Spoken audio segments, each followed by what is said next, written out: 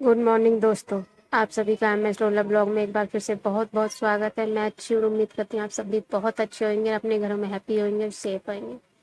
तो आज का ब्लॉग स्टार्ट हो रहा है वही मॉर्निंग से कि सबसे पहले उठी थी, उठ कर गर्म पानी पिया, गर्म पानी पीकर और झाड़ू पोछा कर दिया है और आ गई हूँ किचन में, क्योंकि मम्मी के यहाँ आई हुई हूँ। भाई के लिए लंच पैक करना है, तो आज बना रही हूँ बहुत ही बढ़िया आलू की चाट रेसिपी।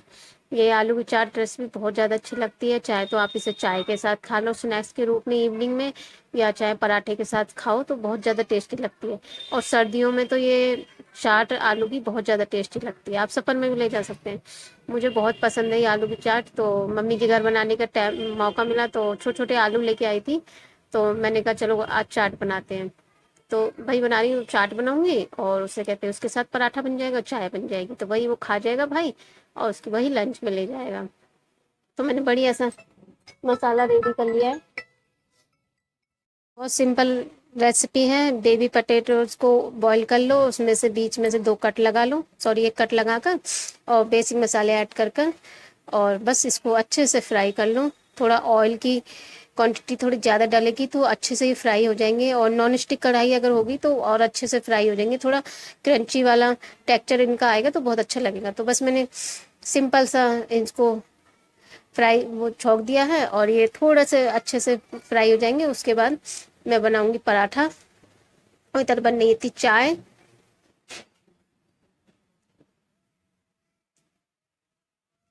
तो बस इधर मेरे चाट अच्छे से, आलू की चाट अच्छे से फ्राई हो गई थी और फिर मैंने पराठा सेक लिया था जल्दी से, और इधर चाय बनकर भी रेडी हो गई थी। तो भाई को नाश्ता दिया और उसके बाद उसका लंच पैक करके वो ऑफिस चला जाएगा। उसके बाद मैं अपने बाकी के काम करूँगी, क्योंकि अभी कुछ भी काम नहीं हो, बस झाड़ू पोछा हुआ है और मैं ने बस मतलब भाई का लंच और ब्रेकफास्ट रेडी किया है।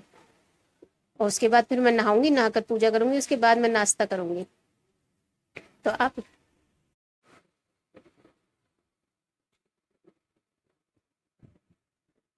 तो खाना बन गया है और चाट भी बन गई है, और अब जल्दी से और भाई का लंच पैक कर कर उसको दे देती हूँ और फिर वो ऑफिस चला जाएगा।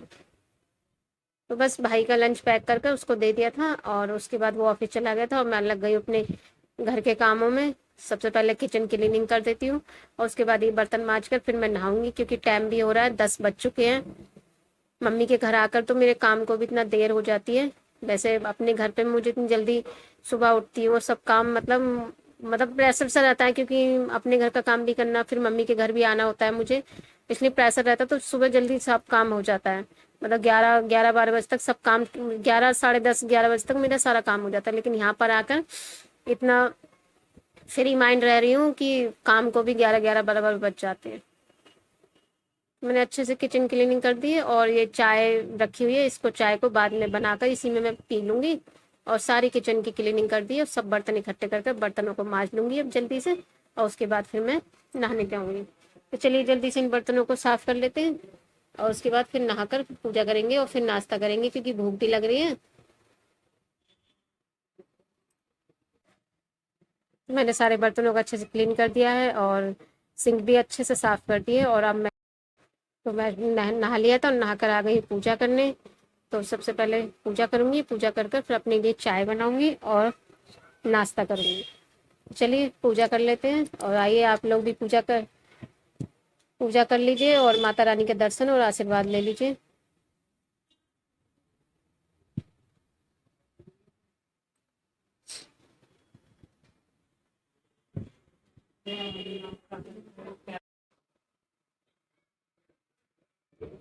तो बस मैंने इधर पूजा कर ली थी और पूजा कर कर फिर मैं अपने लिए बनाने के लिए चली गई थी चाय, क्योंकि टाइम हो गया, 11:30 बज गए हैं।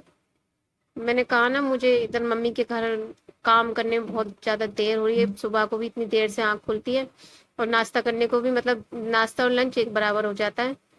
तो बस जल्दी से पूजा कर लेती हूँ, पूजा करके फिर अपने लिए बनाई थी चाय, और चाय और अचार, वो चाट और पराठा, लंच लंच और ब्रेकफास्ट एक साथ ही हो गया, क्योंकि फिर उसके बाद मुझे अपना यूट्यूब का काम भी करना होता है। और मम्मी की तबीयत बिल्कुल भी ठीक नहीं है आजकल, बहुत ज़्यादा तबीयत खराब हो रही है मम्मी की, शायद इसीलिए मैं अभी तक रुक भी गई हूँ, वरना इतने दिन रुकती नहीं मम्मी के घर। तो चलिए जल्दी से पूजा कर लेते हैं और फिर आप लोगों से बात करते हैं।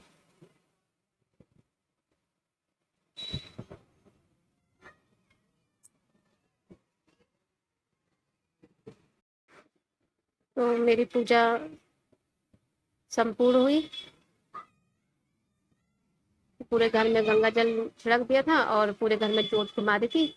और उसके बाद बस तुलसा जी में धूप बत्ती दिखा दी थी और तुलसा जी मतलब पूजा कर ली थी।